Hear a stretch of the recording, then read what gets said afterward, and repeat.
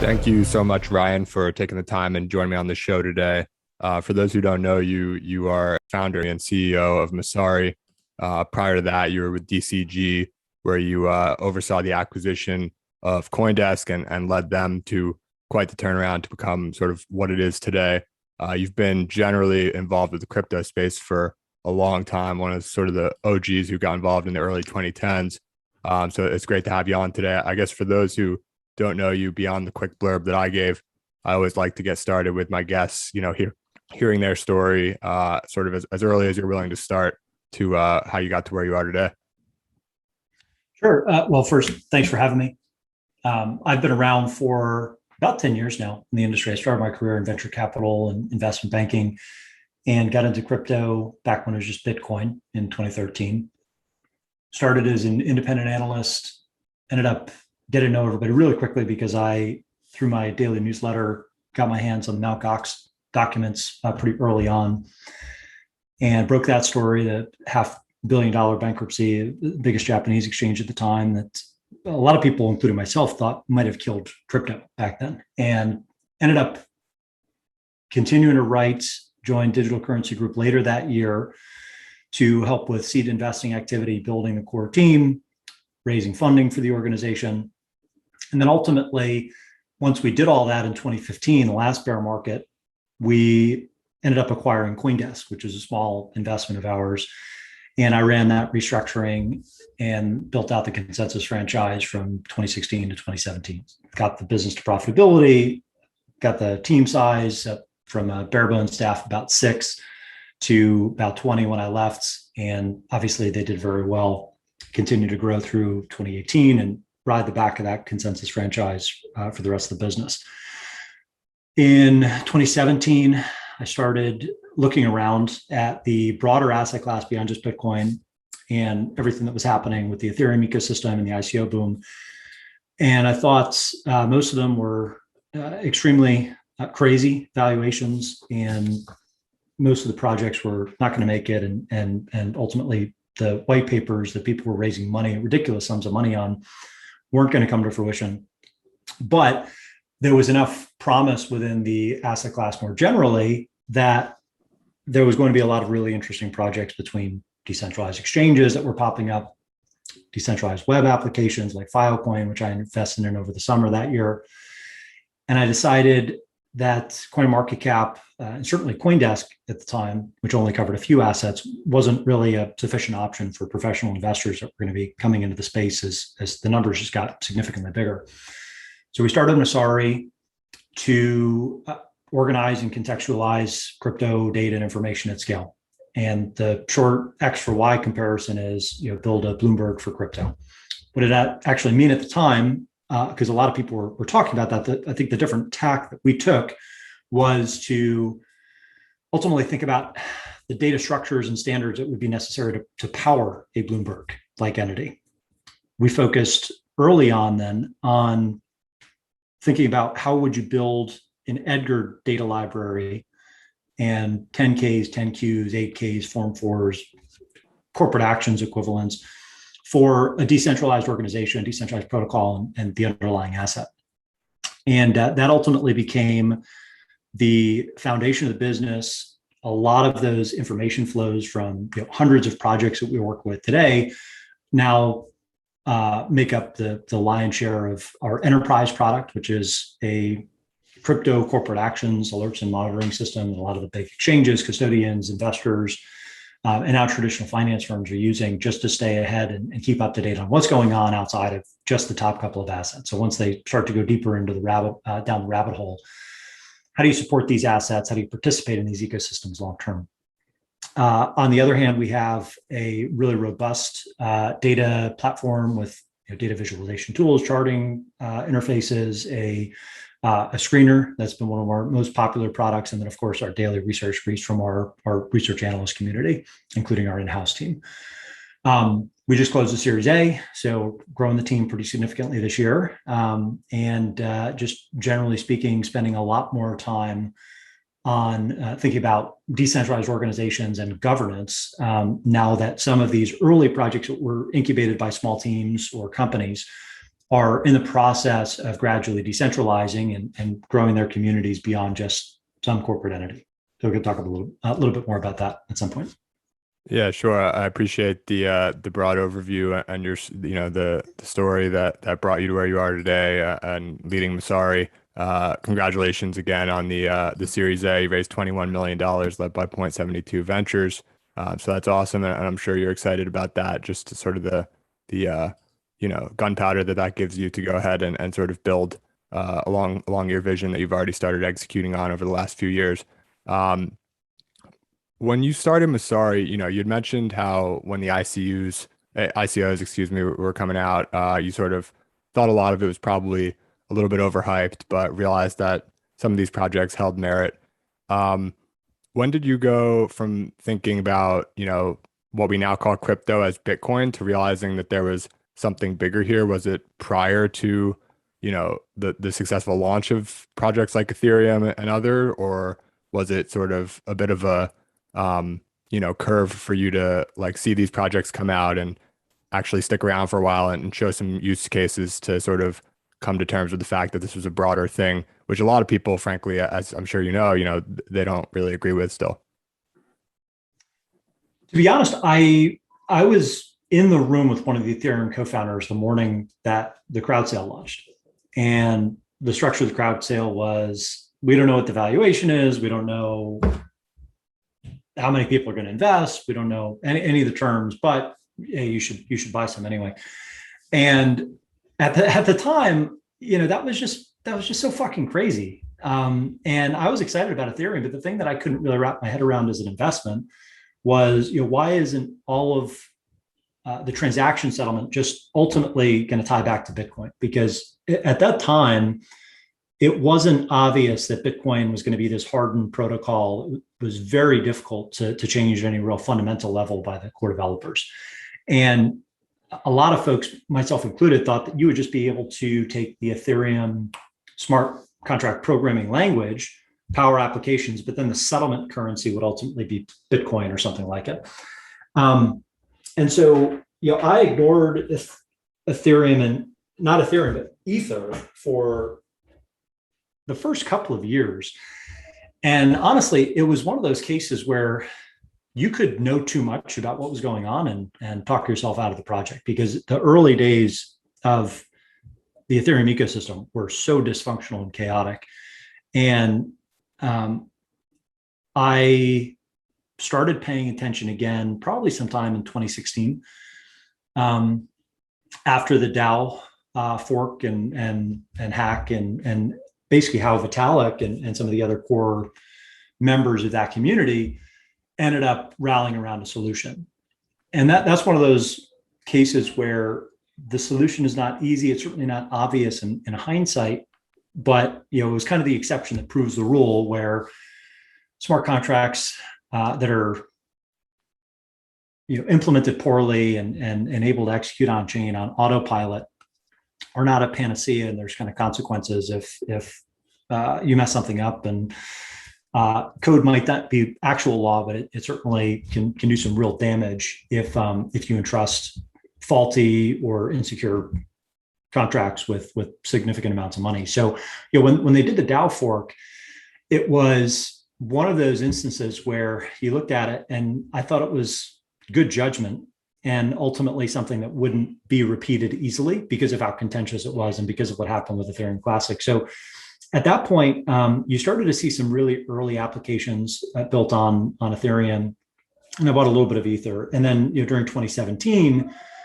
it just kept getting more and more momentum. You started to see token sales and gas fees, at the time, start to trickle up a little bit, not anywhere near like they are today. And more importantly, it was being used as the reserve currency for ICOs. So you had some holding, like reservation demand. You couldn't hold Bitcoin and participate in an ICO with Bitcoin. It had to be ETH. So that was a pretty significant change in the thesis, from just owning Bitcoin to owning Bitcoin, owning ETH, and then kind of thinking about what other assets were ultimately going to be interesting. Right. Yeah, that all makes sense. So in terms of some of these other assets that start popping up, I'm sure, like you mentioned, I think Filecoin earlier. I'm sure there are some projects that you sort of immediately recognized as being really interesting, and you sort of either followed them or invested them. But I'm curious to hear actually some of the earlier projects that you thought, I think Ethereum was like the first example of this, something that you thought was like, this doesn't really make a ton of sense. Like, I don't see a huge value here. And then, sure enough, Ethereum is where it is now.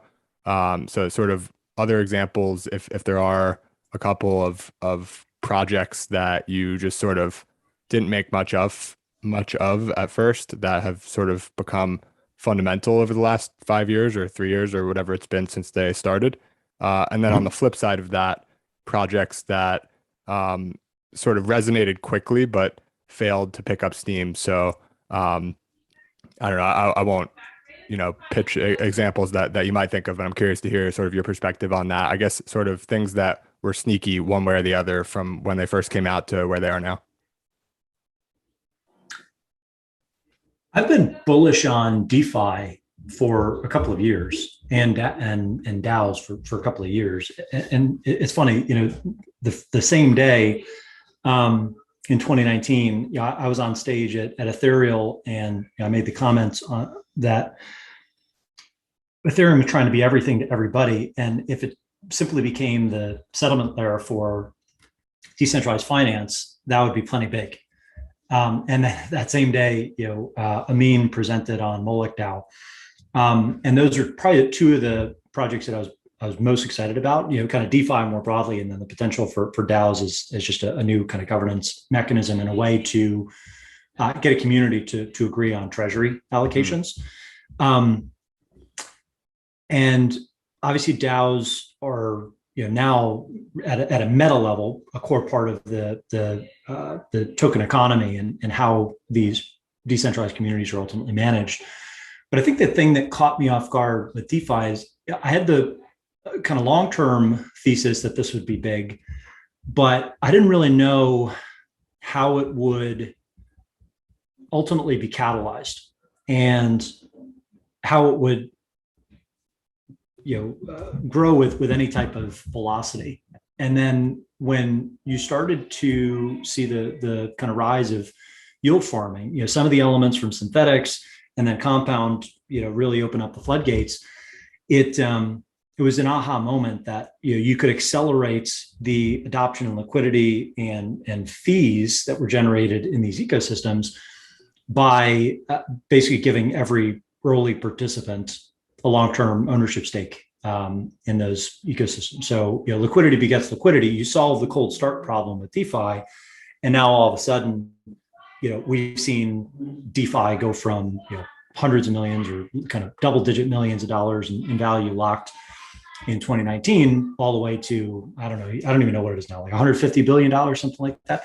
And that one trick and novel idea of yield farming and figuring out ways to tie the existing token ownership and liquidity provisioning to additional ownership, so that you wouldn't just be scraping 10% yields on decentralized loans, because who in crypto, with as volatile as it is, cares about 10% yield?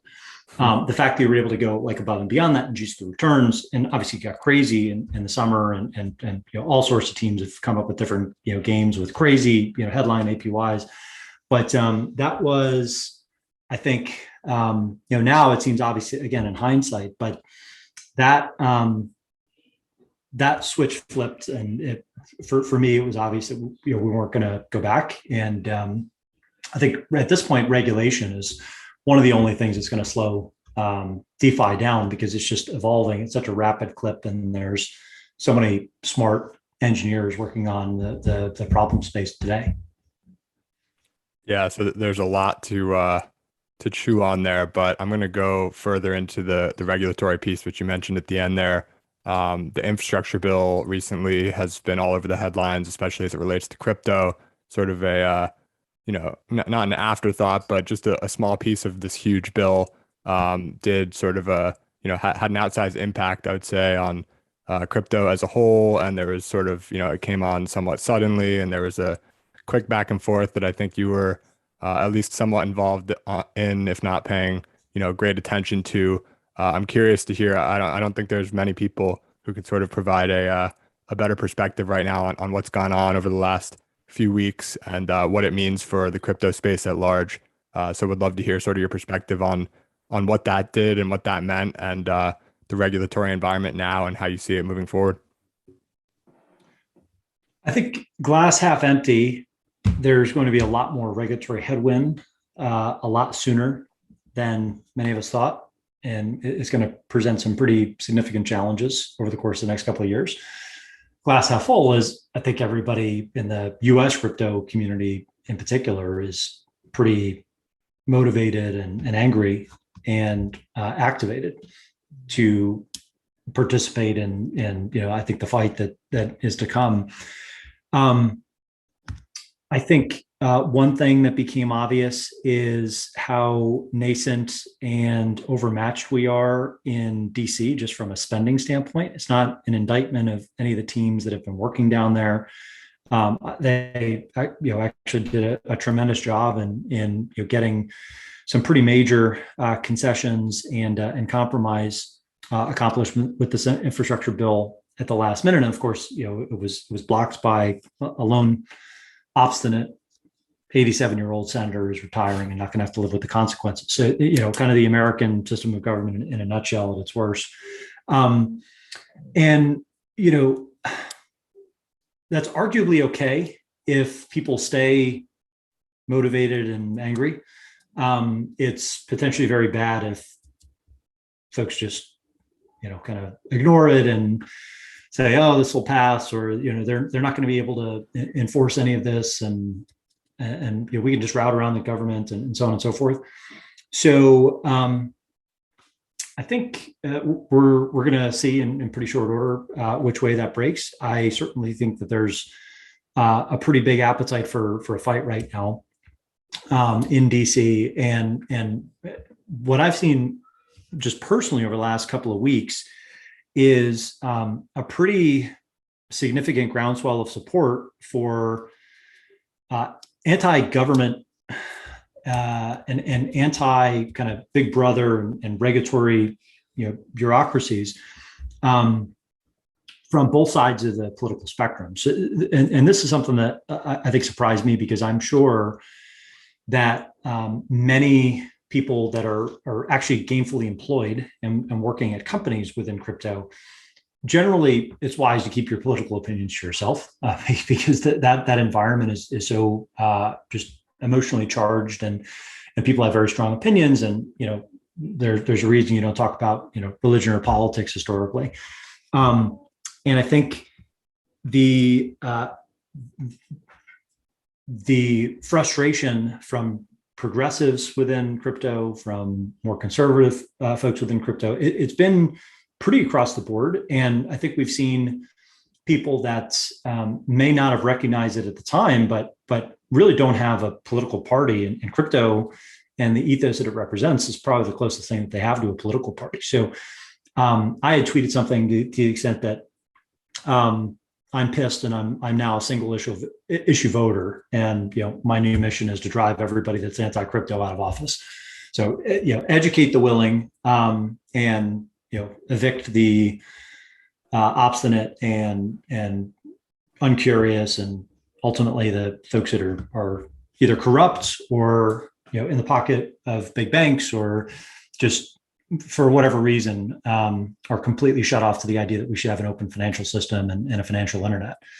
I think that resonated with a lot of people. It took me by surprise that it resonated with so many people, and that as many people were as fired up as they are, because you expect in situations like that to see some people sitting on the sidelines saying, take it easy, right? Or hey, this isn't the end of the world. And I think that this was more in the justifiable 4-alarm fire camp. And so I think the reaction has been appropriate. It seems like people are awake, and now begins the laborious process of actually thinking about how to get regulation right and make sure that crypto isn't stifled while still in the cradle. Yeah, it's interesting. You talk about how, of course, people don't really generally talk about politics or religion in the office. These are things that sort of people tie their identities to. So it's hard to have a reasonable or rational conversation in most instances, or at least a lot of instances.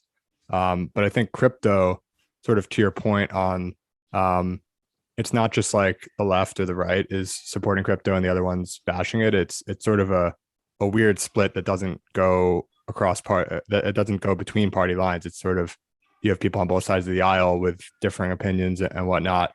And I think, part of that might be just sort of speculating here, but there's a good number of people now who have at least a little bit, if not a lot of it, of their financial well-being sort of tied to the success of crypto here on forward.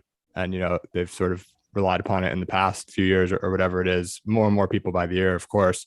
And I think crypto is sort of, as you sort of hinted at, not directly, but like I think it's basically an identity tied issue. Like it's one of those few things that's sort of on the level of like religion, politics, et cetera, where people can get pretty irrational. And so you see, I mean, it's sort of a blessing and a curse. I think some of these early stage projects, even Bitcoin itself in the early days, people who sort of believed in 2010, 11 that Bitcoin would be what it is today ever, let alone in 10 or 11 years, you would have thought was sort of delusional and crazy. But nonetheless, that sort of attitude helped it, help provide the support to get it off the ground and to bring it to where it is today. Could you see, and so of course the same happened with subsequent projects as well. And it's ongoing still today. We have very early projects where people sort of have an irrational belief, which may or may not turn out to actually be true in the end. Do you think that crypto, I guess, we're still relatively early, right? I think politicians in general have probably viewed the space as too small to really be overly concerned with. And really just over the last year or so, it's now in the trillions in terms of its aggregate market cap. I think people are realizing, politicians and people in power are realizing like, okay, this is something we need to at least address in some ways, or start taking money from for the purpose of infrastructure, I guess. So how do you think crypto as sort of a party or a religion or a category of its own will sort of grow alongside the industry in terms of like Democrats versus Republicans, or this nation versus that nation, or this, you get what I'm saying? Like, will people start to step out of their current identity and just align with crypto, sort of like you have being a single issue voter now? I don't think there's going to be a crypto political party. I think it's going to be, it's populism meets libertarianism, I guess is one way to look at it. I think, crypto started with a very strong libertarian contingent. That's, small governments. And over the course of the last 10 years, people, in the US, kind of globally, but I think particularly in the US, have gotten more and more fed up with large institutions, whether it's the government, whether it's the banks, whether it's big tech. And so you've had this concurrent, populist uprising. And those are probably the three core targets. Libertarians have a tough time winning elections because their vote for me slogan is vote for me and I'm going to do less. Right. And so, on the other hand, at some point, like the extreme doesn't work because, governments just have not proven to be very effective stewards of capital. So you've got this like populist impulse and this frustration with big giant institutions, again, whether it's tech or finance or the lobbying industry in DC, and you have people that just want to check an other box. And crypto is maybe the first proactive way to play that thesis. And the way that I think about it is, if you want to go short, like the U.S. government, you can bet against the dollar, you can buy gold, but those are more like reactive and defensive, and gold bugs have, I think, justifiably so, Chicken Little reputation, and it's not very exciting to hoard gold and do nothing with it except for wait for the end of the world, right? Mm-hmm. With crypto, it's a little bit more assertive. It's, hey, things are not good. The reason that they're not good is because we've got these decaying institutions at all levels of society. Why don't we build something better without going to all these broken institutions for permission? So we're not going to go to the governments to solve our financial services problems. We're certainly not going to go to the banks. We're not going to go to the tech monopolies to solve our privacy issues. We're just going to build it ourselves.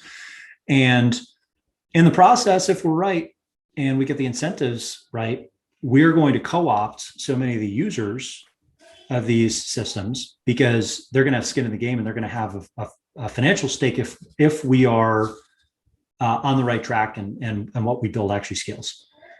And I think that's a pretty profound shift in incentive alignment, in being proactive and kind of building solutions versus just waiting for the end of the world. And I think like that scratches an itch that a lot of people have, because if I think most people, especially younger folks, look at politics and they just see like an irreparably broken system on both sides of the aisle.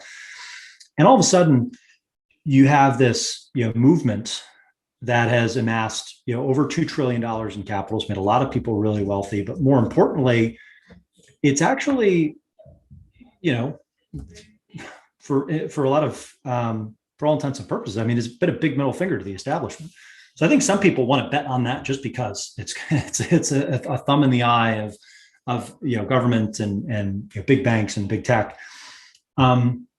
And I think that's going to continue to gain steam, almost like a protest vote with your wallet. And by the way, if you're an American and you can parlay your stimulus check and it's money that would otherwise go into your savings versus paying off a bill, for instance, and you can just take that US dollar and put it right into crypto as a vote of no confidence in the rest of the system. That's what I think a lot of people did last year. And we're starting to see the impact of that.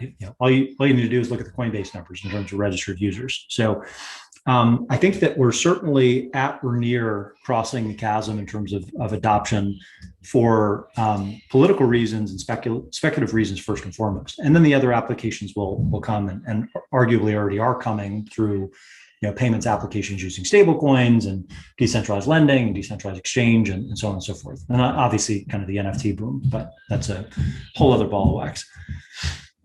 Right. Yeah. And I want to make ask one more question as it relates to the regulatory environment. You brought up rightly, I think, how it's, crypto as a whole is somewhat a middle finger to the government, to institutions at large, which you mentioned earlier, just have lower and lower trust by the year from the people, and arguably for good reason. Given that that's the case, it would seem that it's only a matter of time and sort of size before the government says, okay, these guys are sort of the enemy and we need to do what we can to take them out or whatever, politically correct version of that there may be. And yet that hasn't really happened. I mean, there's the infrastructure bill here, which is a little bit punitive. Maybe that's an understatement, but no one's thinking, okay, Bitcoin's dead or crypto's dead as a result of this. But I know some of the earliest guys in crypto have sort of been surprised 10, 11 years in, 12 years in that there hasn't been more regulatory and government sort of harshness against crypto and efforts to sort of kill Bitcoin or kill the space as a whole. So that may or may not be forthcoming. And I guess the question is, if it is, I've seen I remember I saw a tweet from you the other day that said something along the lines of like, don't confuse the fact that, and this is not verbatim, but it was something along the lines of like, don't confuse the fact that crypto has survived and thrived this far with the idea that it's unstoppable, which, for me reading that, I'm saying, okay, so Ryan doesn't see Bitcoin or crypto at large as something that's blanket inevitable, but rather just something that's succeeded to date and holds a lot of promise for the future. And that's sympathetic with sort of my view, but there are people out there who do view, I think Bitcoin in particular, as something that's sort of past, it's already crossed the chasm in their mind, and it's already become sort of this inevitable thing, and it's going to be the global reserve currency. How do you sort of balance those views, and I guess where do you stand in between them? I think my exact tweet, something along the lines of crypto is inevitable without government cooperation or kind of regulatory engagement, only in a very dystopian version of the future. So I think the folks that are saying, yes, crypto is inevitable and, hoard your Bitcoin and, go live in a citadel or, move to another country or whatever the case may be. I mean, that's a pretty dark world. and look, we could be trending in that direction, but there's better ways to be a part of building out this this ecosystem and thinking about it as more of like a life raft and a gradual transition from a broken centralized system and set of institutions versus basically taking your toys and going home and hiding in the woods and riding out a storm, which like I said, we could be heading there. There's throughout history, there's been cycles where you've had massive social unrest and that's anytime there's been economic wars between rivals, that's generally led to actual wars and with the economy as globally connected as it is today and all the tension between the US and China, not to mention the mess that we've made in the Middle East, there's a lot of headwinds towards progress and like a peaceful next 20 years. But having said that, do you want to try to start building some of the applications and the financial rails to slowly disempower the large institutions that are getting progressively more dangerous and progressively more hostile with each other and with their own citizens.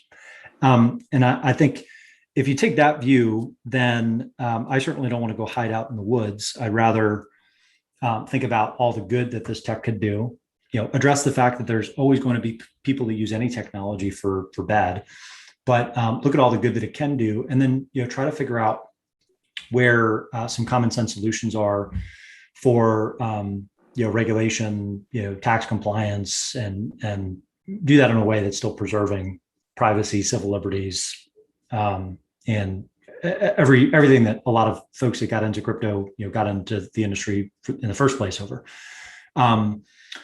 So a perfect example is with this infrastructure bill. Don't regulate the developers of code. Don't regulate individuals that are staking to secure proof of stake systems. Don't regulate the Bitcoin miners as payment processors, but do regulate Coinbase and Gemini and the other major financial services companies, the custodians, the exchanges, the payment processors that are moving money around and doing so on behalf of other customers. No one's arguing against that, and I think that's the big challenge that I think we have ahead is just educating governments and regulators worldwide, because there's the vast majority of representatives don't know how this tech works. And then the ones that do know are kind of split between believers in the technology and opportunists on kind of the pro side, and then believers that this is dangerous technology and opportunists on the con side. And so how that turf war plays out is anybody's guess, but I think last couple of weeks was definitely a setback. Yeah, so I think it's a great point that you bring up that there is a non-dystopian way to look at things, and this in regards to crypto, and maybe it can be more of a gradual transition from sort of the highly centralized world of government and central banks and the like, that we have today to something that's a bit more decentralized and frankly something that a lot of people, especially those who are invested in and involved with crypto, have sort of voiced their opinion in recent years that they would prefer. And I think just by extrapolating the trend of the distrust in institutions, a lot of people are just sort of ready for that. And it makes sense that the institutions themselves would be sort of the last ones to maybe appreciate that, and they're not just going to necessarily welcome it with open arms, but it would be smart, given sort of the power emerging on one side and existing on the other, to sort of work together as possible in sort of a more reasonable way. And this bill, I think, maybe you could take hope from the back and forth that was there, and that it was, there was amendments going one way and then the other, and then ultimately, unfortunately, one guy sort of stood in the way. But at least there was some dialogue, which maybe is encouraging, and just the firepower of the people, which you mentioned, was sort of an encouraging thing to see as well. I want to talk about, you mentioned earlier, sort of being interested recently, especially thinking a lot about the decentralization of organizations, on an individual level. We're talking about like the gradual decentralization of the world at like the most macro level possible, but there's actually sort of, individual organizations are going through right now figuring out what's the best way to start a company or a protocol or a crypto, and sort of, again, not just be decentralized from day one, but work towards a gradual decentralization and giving different people the ability to vote, and innovative ways to govern an entity, essentially. So would love to hear, that's a relatively new concept, that a lot of people, people know Bitcoin maybe, and they know Ethereum, but they're not hearing of like DAOs that are coming up. At least, the crypto passionate people do, but sort of the common person may not be so familiar. So would love to hear sort of your overview of what's going on there and what you expect for the next few years. So DAOs in general are just the governance wrapper of decentralized communities and their assets, and you're seeing more and more infrastructure for voting, for signaling, for collaborating on kind of community discussion boards, and ultimately executing decisions, forming committees. How are treasuries unlocked? How are services provided and ultimately monitored, and how's performance measured by contributors to DAOs? And I think that's going to take many years to fully bake, because right now we're at a stage where every single governance action, every single vote from a DAO is, at the end of the day, it's a proxy vote. And that makes sense if you're trying to make a board level decision, right? Like, should Uniswap change its fee schedule? Should the protocol collect 5 basis points of fees versus 25 basis points for the liquidity providers and the financial companies that are making the markets? That's reasonable. Like, that seems like something that should require a pretty significant chunk of the economically interested actors in that ecosystem to actually vote on and vote the right way. But I think where we haven't really seen a whole lot of infrastructure, and there's a few projects that are working on this, is how do you granularize decision-making and spending across decentralized organizations?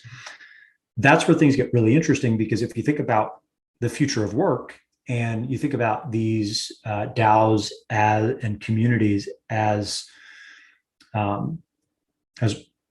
marketplaces a la Uber, or even like a Hollywood talent agency, or name your favorite, like expert network in more like consulting professions.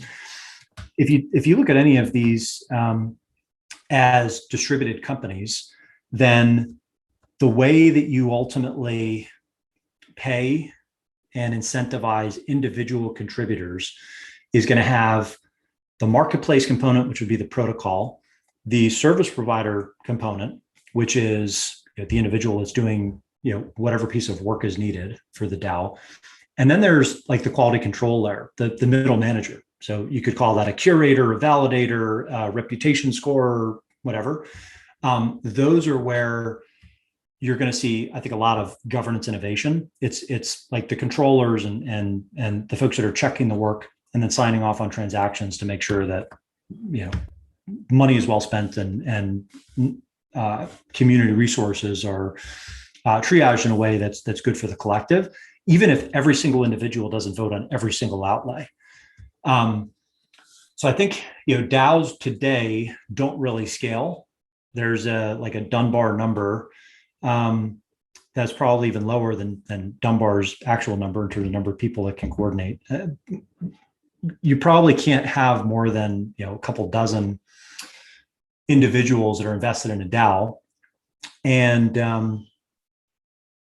come to any type of speedy resolution on just like things like day-to-day operations. You're going to ultimately need to see more committees, more middle manager types get created using some of these DAO infrastructure tools, so that it's much easier to manage a decentralized organization over time, and you can minimize the transaction costs so that a DAO or a decentralized marketplace can actually compete with a centralized version. So have you seen yet any approaches to sort of solving this issue of scale when it comes to DAOs where, right now it's difficult to find a DAO that has meaningful power outside of, like you said, like the Dunbar number or something well short of the Dunbar number, a couple dozen. Have you seen any instance, or at least, even just a white paper that brings an intriguing idea for how to solve the sort of issue that you highlighted? Mm-hmm. Yeah, I mean, I've actually invested in a few of them, but not all of them are public. So I don't want to scoop them or accidentally scoop their fundraisers. But yeah, I've been very active, just individually investing on this particular front the last couple of quarters. Yeah, that's interesting, and appreciate the confidentiality. We'll look forward to hopefully hearing about those projects in the near future. Speaking of sort of investment and what you're holding, I was reading through, this deserves a separate, basically a whole separate episode. And, people, I would encourage to go read Ryan's crypto thesis for 2021. I loved your intro of what that is on another podcast I was listening to in preparation. The guy, I forget which podcast it was on, but the host asked you, why you go ahead and do this super long paper every year by yourself. And you were like, you ever seen The Sopranos where, Tony, he gets out of the hospital or whatever and picks the toughest guy and calls him out for a fight, just showing that you still got it. And it's a heck of a report. So would certainly encourage people to go read that. And even I think for people who are beginners to experts, I would imagine anyone can take quite a bit of value from there. In the report, there's this one section that links back to everyone at Messari's investments, at least ones that I think passed the threshold of 5%. And it's a pretty interesting list. One of the more notable things to me was that you guys all seem to have sort of your different perspectives and projects that you're interested in, as you would expect. The most common ones, I think Ethereum was, on everyone's, and Bitcoin on all but a few. And there's like 15 or 16 names there. So I'm curious if you've sort of engaged in discussions with these few analysts on the team or whoever they might be who don't have Bitcoin.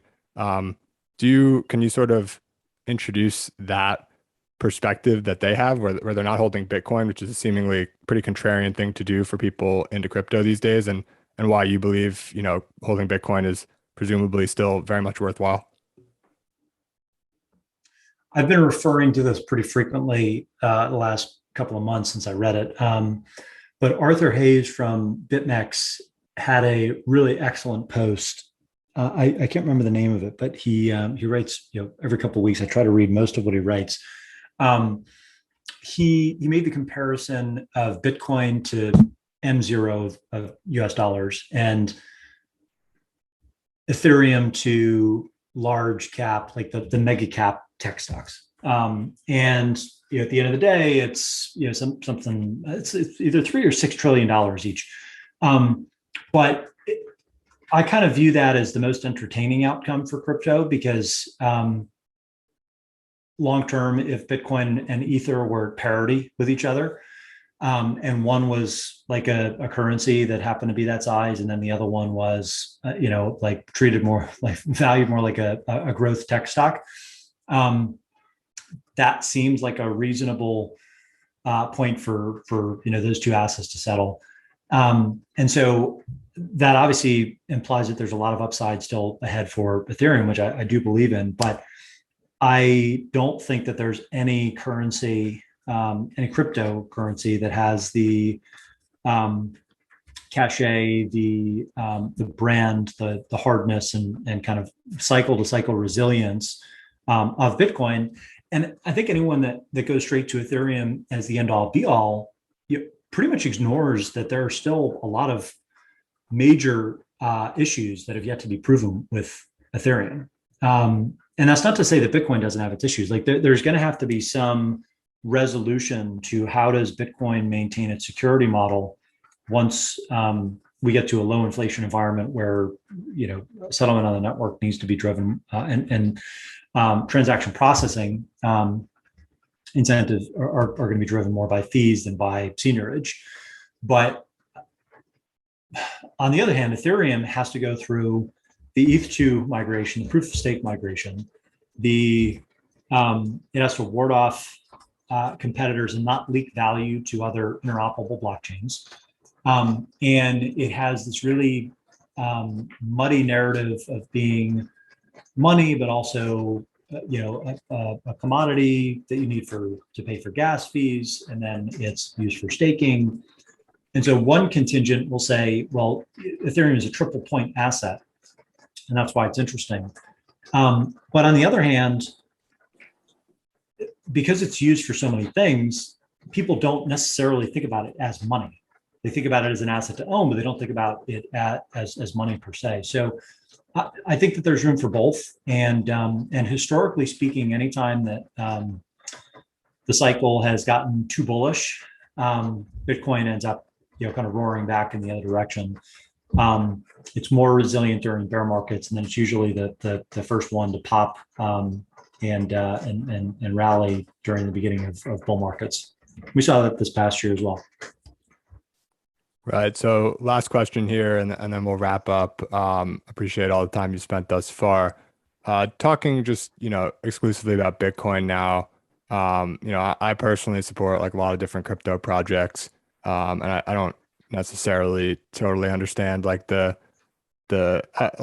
opinion that Bitcoin is going to be the only crypto with value. That's fine, but sort of the aggression from some a certain subset of Bitcoin maximalists, I think, is a little bit interesting. But that said, Bitcoin is majority of the overall crypto market cap, and it's what introduced you to the space, and everyone it created the space, of course. And this year, or the last 2 years, maybe thereabouts, have been really interesting, I think, in terms of just all the macro events that have gone on, all the money printing, institutional investors coming out and publicly saying that they're investing in Bitcoin, Paul Tudor Jones, Druckenmiller, the like.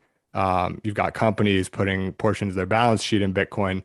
Could you have envisioned back when you first sort of discovered Bitcoin where we are today? And then, even more recently, just like 2-3 years ago, could you have imagined like a more perfect storm for Bitcoin, and then maybe sort of as a fallout from that, crypto as a whole?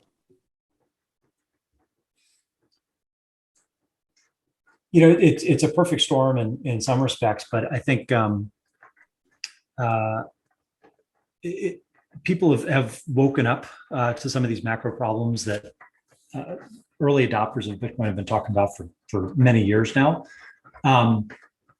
That's good that people are aware that there's an alternative. On the other hand, it does put a bullseye on Bitcoin's forehead and by extension, everybody that holds it, because now it's large enough, not only for politicians and regulators and tax collectors to pay attention to, but it's given how much money we're spending and the political environment that we're in, it tends to be something that politicians kind of get their grubby little fingers out and they think, how can we tax this and how can we use this to extract value?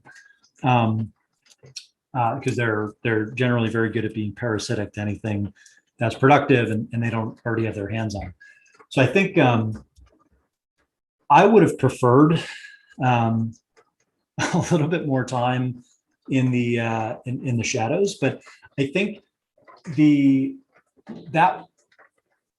were going to have to see some tests like COVID to really figure out if the macro political thesis around Bitcoin was sound, or if it was ultimately just going to fall by the wayside.